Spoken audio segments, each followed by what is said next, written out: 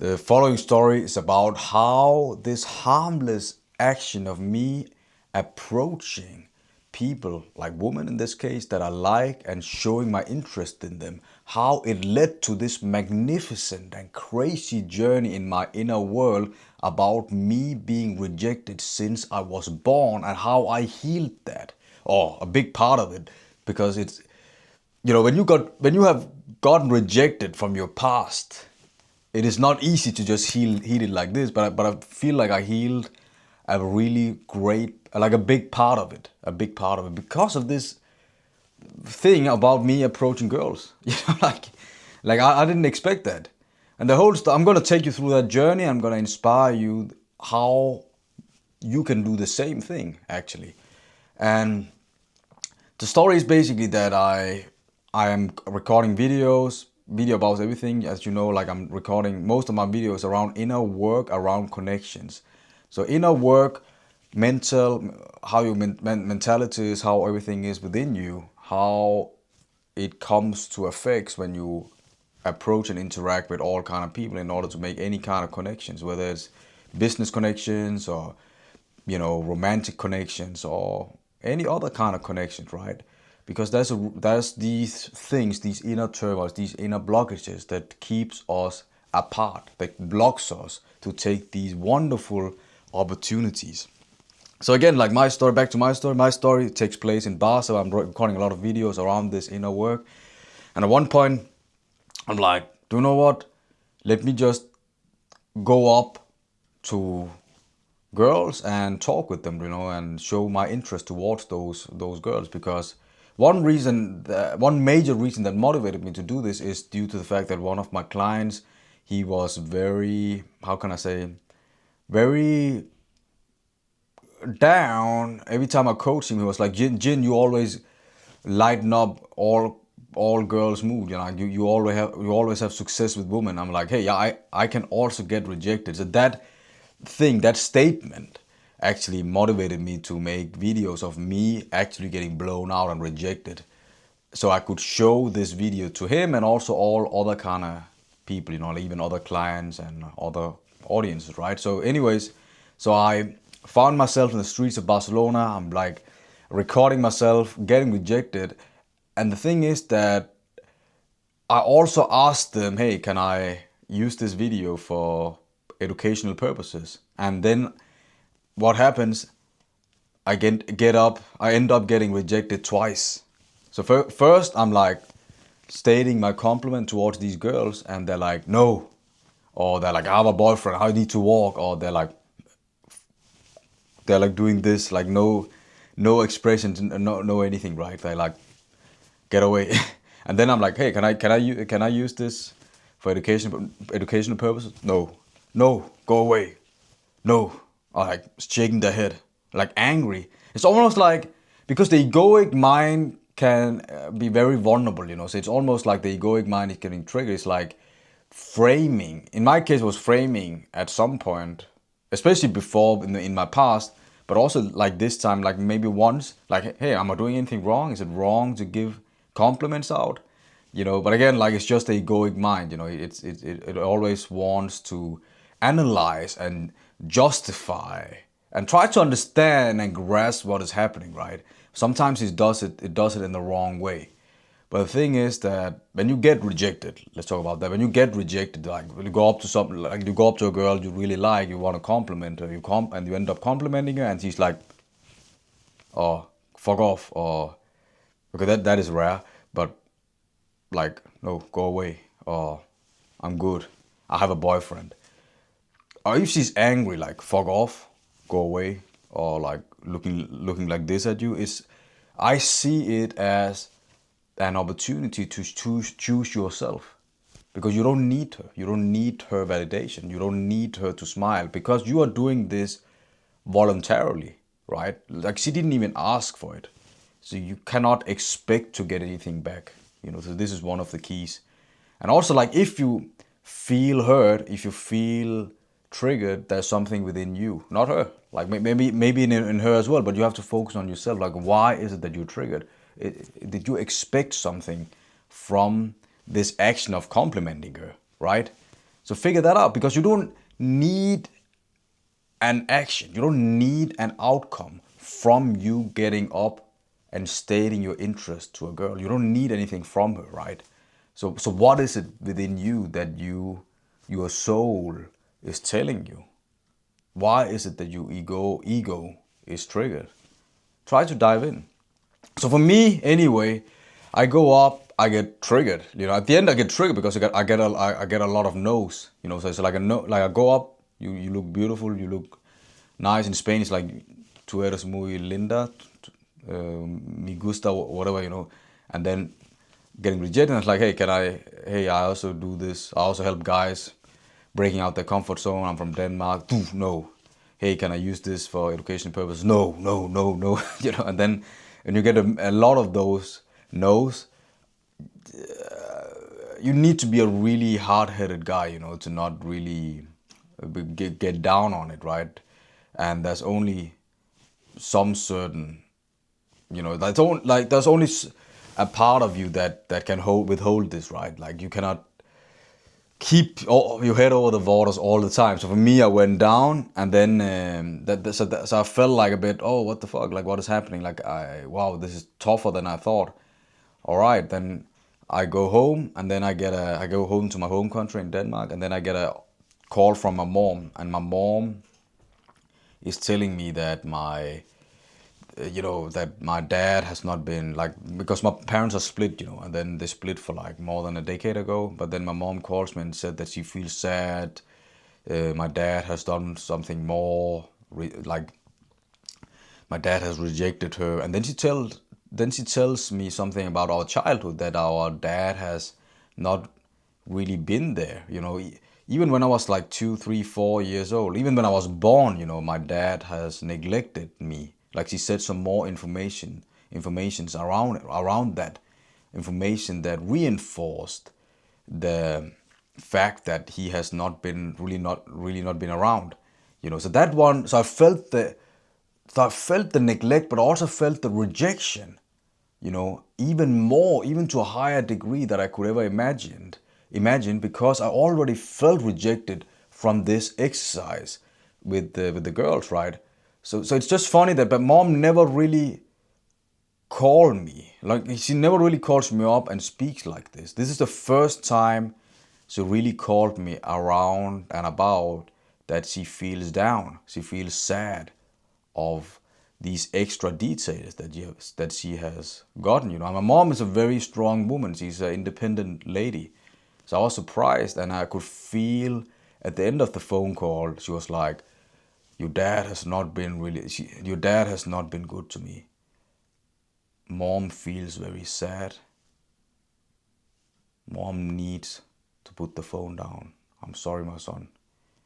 And then that really hit me. I got really emotional. I was like, wow. I was like shocked, but also emotional, but also like, wow, okay, my mom really never does this. Like, she never do these kind of calls. So I was like a bit sad, broken as well. I was like very worried as well. I was worried about my mom. Is she good? And the next couple of days I called her, and I also booked a ticket to visit her, because I really wanted to be there for my mother. But the interesting thing is that this reinforced the rejection with the woman, but now these extra details. So I went into the phase of thinking, damn, man, like, now I really feel rejected, because I didn't know that my dad was neglecting me that much. And then I read on AI, like, I use AI, and it reveals something mainstream, but I want to share it as well. Like, when you are a kid and you can feel there's a distress, and you can feel the parents doesn't really, like, they are very traumatic, like my parents are very traumatic. And that was also one of the core reasons why my dad neglected me. Like, he couldn't be around. He didn't have the surplus. He didn't have the excel amount, the energy to be around us. He didn't have the common sense even to be around us the whole time. He couldn't love us because he was very traumatic. And the same with my mom. My mom tried to do her best, but she had a cap on her, so she couldn't really express her love. But my dad was far worse, because he basically saw a lot of. He came from war, He came from the Sri Lankan genocide and starting from the 1980s. So he had a lot of trauma.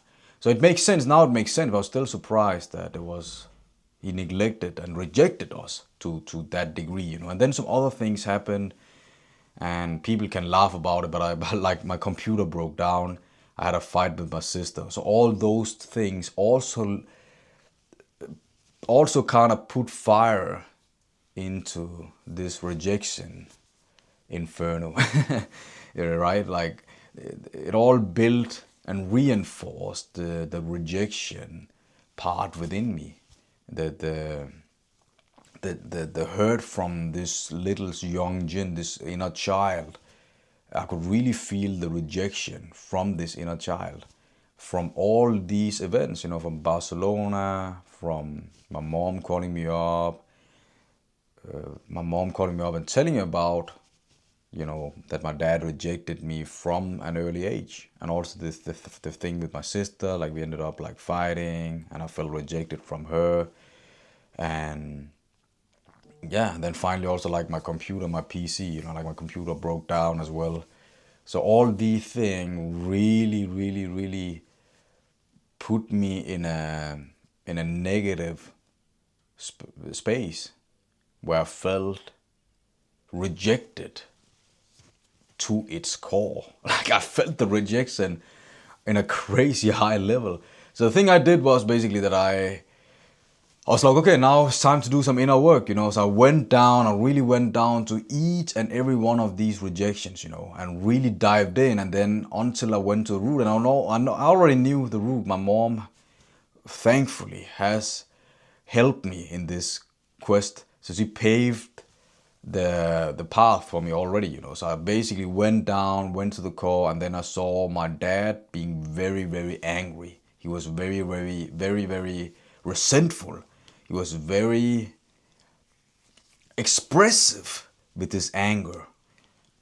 And I saw everything, like all the anger, all the trauma, all the hurt, all the pain accumulate within him. And I saw him projecting it all on me as a young kid, as me being in the inner child, and my dear mother and my other siblings. And I saw it. I saw him with all the pain bottled up, and I saw my mom and me and my siblings. Me and my mother and my siblings were very tiny compared to this. My father was this brutal, angry man, and he used all his anger to justify that he doesn't need us. And that is where he is right now, like now, more than 1.5 decade later. He's pretty much alone, my dad. Like he just doesn't want to really pursue any contact with us. So it really draws the picture, and this incident really made me understand that this is why I took rejection by heart. This is why rejection hurt me even more. So I saw this picture, and I accepted all the feelings. So I accepted all the anger, all the negative vibes that my dad sent out into the room. But I also had the highest empathy and love towards myself as the inner child, but also my mom, who's trying to protect us, and the rest of us. So I took all the love and all the nurture from my own heart and projected it towards this group. And also accepted the anger, I accepted the trauma, I accepted the pain from my dad, and then I healed everything. I accepted and I forgave everything. I healed everything while I saw this picture. So the purpose with this exercise is to dive into the pain. Like you feel rejected, it's just a blessing. Because you feel rejected, you feel triggered, and then dive into it. Like dive into the pain that you are experiencing, and really dive in until you feel the root, until you go to the root. You dive in so much, you go to the root. As me, I went to the root. The root for me was basically my dad projecting and reacting on all his pain, all his anger that he have endured in his life on us, you know. So that's why sometimes, even though it sounds pretty brutal, sometimes when my dad was a taxi driver, so sometimes it happened that the taxi sometimes broke down. So he would, I kid you not, like he would, when the taxi broke down, we have nothing to do with it. He would blame it on us. That's how crazy it is. There was one day I was like, the taxi was broken down, or there something happened to the taxi, and I was like getting out of my room, and my dad was super, super stressed, and he was like, and then I realized, shit, something happened with the taxi, and he's like looking at us, it's all because of you. You are the reason, it's all because of you. I was like, wow, I was like shocked. So that was one of the reasons why every time something happened, like something abrupt happened, some incident happens, like let's say somebody, it happens that sometimes people threaten you, when you go outside. Then I'll freeze. I cannot defend myself. I'm like, oh, fuck, or if somebody, I don't know, it can be anything, it can be anything. Like you drop somebody's phone or you do something, you happen to be in an incident. I'm like, oh, I'm freezing. I cannot react. That comes from that as well. Because my dad would, sometimes, yeah, put all the blame on us, or sometimes when we did something, he would just scream at us. But it's still not justifiable. So yeah, so that is my story that I really wanted to share, and it was, yeah, it has been within me for the past 4 weeks. Yeah, for the last month, this story has been within me, and I've been working on it and releasing it. Yeah, for the last couple of weeks. So yeah, so I love you guys, and I wish you an amazing holidays, Easter in Denmark right now. So I wish you an amazing Easter holidays, or if you don't celebrate Easter, I wish you some amazing days ahead. Peace out.